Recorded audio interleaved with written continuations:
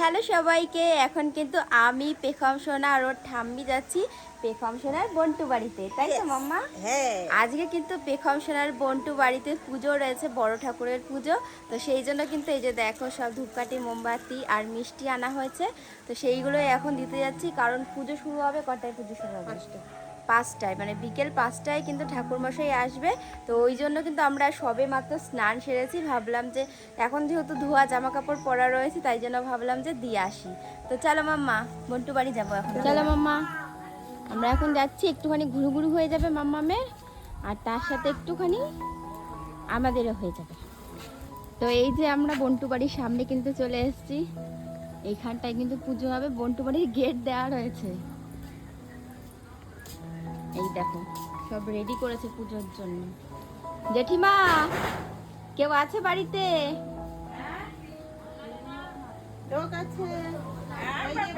তো এই যে ওর বন্ধুরাও,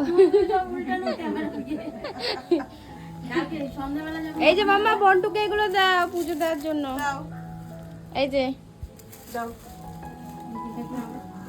ধরো করে নাও, এগুলো পুজো দেওয়া। আর এই যে দক্ষিণা,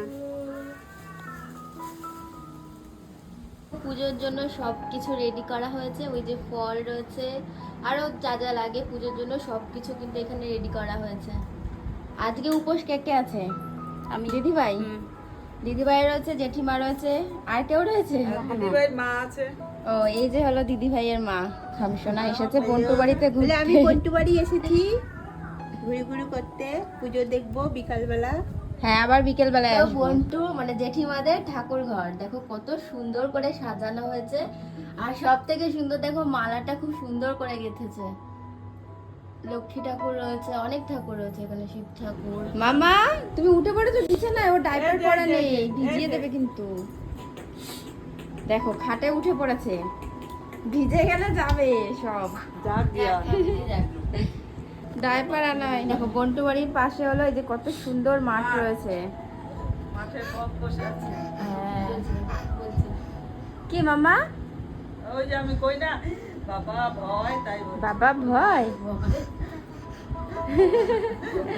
বাবা ওই যে তোমাদেরকে বলেছিলাম যে স্নান সেরে কিন্তু জেঠিমাদের বাড়িতে গেছিলাম, তারপরে কিন্তু জেঠিমাদের বাড়ি থেকে বাড়িতে এসে কিন্তু খাওয়া দাওয়া করে নিই। আর এখন কিন্তু হলো বিকেল বেলা, যেহেতু পুজো শুরু হয়ে গেছে, তাই জন্য আমাদেরকে বারবার কিন্তু ফোন করে বলছিল যে যাওয়ার। রাস্তায় আসা মাত্রই কিন্তু পেখম সোনার মনা মামা ওকে কোলে নিতে চলে আসে। আসলে এটা কিন্তু হলো ওর বন্টু ঠাম্মি, সম্পর্কের দিক দিয়ে দেখতে গেলে কিন্তু জেঠু হয়, কিন্তু পেখম সোনা কিন্তু মনা মামাই বলে। এসে কিন্তু দেখি অনেকক্ষণ আগেই কিন্তু পুজো শুরু হয়ে গেছে, আর এখন কিন্তু আরতি হচ্ছিল।